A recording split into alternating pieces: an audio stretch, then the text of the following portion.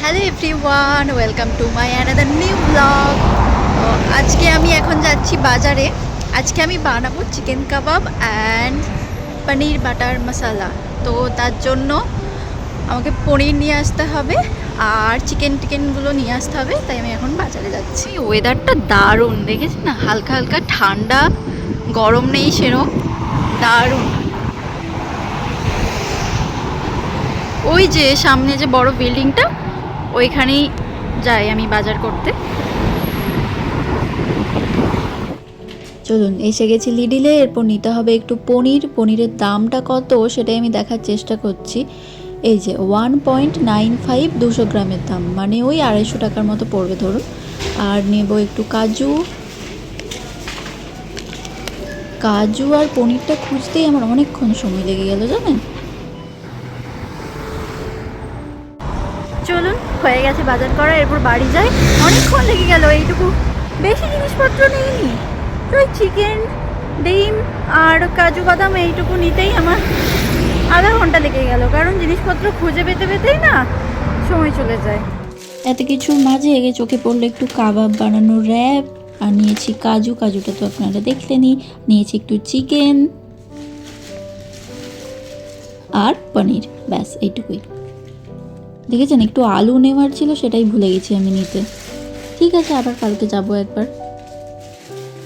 প্রত্যেক সপ্তাহে আমি বেডশিটটা চেঞ্জ করি, কিন্তু এই সপ্তাহে আমার আর বেডশিটটা চেঞ্জ করা হয়নি। আজকে ঝটপট করে চেঞ্জ করে দিই।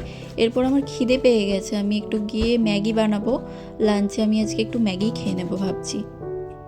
এই প্রথমবার আমি কাবাব আর এই পনিরটা বানাবো, তো আমি অনেকটা এক্সাইটেড আছি, তাই একটু তাড়াতাড়ি বানিয়ে ফেলবো ভাবছি লাঞ্চটা করেই।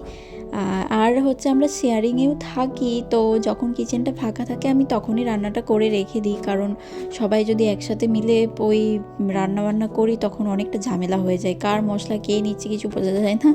তো আমি যখন ফাঁকা পাই তখনই রান্নাটা করে রেখে দিই। আজকে না আমার খুব ওই ভাজা টাইপের ম্যাগিটা খেতে ইচ্ছে করছে, তাই আজকে ভাবছি ওই ভাজা ম্যাগিটাই বানাবো। আমার না এক এক দিন এক এক রকমের খেতে ইচ্ছে হয়, কখনো মনে হয় ম্যাগিটা স্যুপ করে খাই, আবার কখনো মনে হয় ভাজা করে খাই। আজকে সেই ভাজা ম্যাগি খেতে ইচ্ছে করছে। আমি এখন সব রান্নাই প্রায় অল্প তেল দিয়েই করছি, তাই অল্প একটু তেলের মধ্যে ওই পেঁয়াজ আর একটু রসুন দিয়ে ভালো করে ভেজে তার মধ্যে ওই যা যা মশলা লাগে আর কি, সেই মশলাগুলো দিয়ে নুন, হলুদ, লঙ্কার গুঁড়ো, যে যা পছন্দ করে তার মতো দেবে। আর ম্যাগি মশলাটা অ্যাড করে তার মধ্যে কিছু সবজি অ্যাড করি আর একটা ডিম অ্যাড করে ব্যাস সেদ্ধ ম্যাগিটা ওর মধ্যে দিয়ে দিই। ব্যাস হয়ে গেল আমার ম্যাগি রেডি।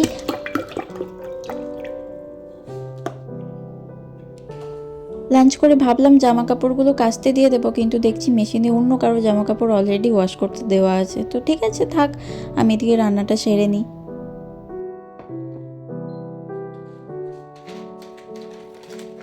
কালকে ইউটিউবে রিল দেখতে দেখতে হুট করেই পনিরের রেসিপিটা আমার সামনে এলো, আর দেখলাম ইজি বানানো, তো ভাবলাম একবার ট্রাই করাই যাক, দেখি না কেমন বানাই।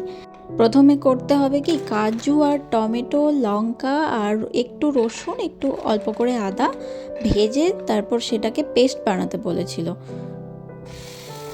আমিও এখন সেটাই করার চেষ্টা করছি। কাজুগুলো ভাজতে দিয়েছি, তারপরে টমেটোও দিলাম, এরপর একসাথে ভেজে আর রসুন আদাও দিয়ে দিয়েছি আমি, এরপর একসাথে ভাজবো, তারপরে ওটাকে দেখি পেস্ট বানাই। আর এদিকে আমি পনিরগুলো পিস পিস করে কেটে একটু মাইক্রোওভেনে জল দিয়ে গরম করে নেব, কারণ পনিরগুলো দেখছি খুব শক্ত হয়ে গেছে।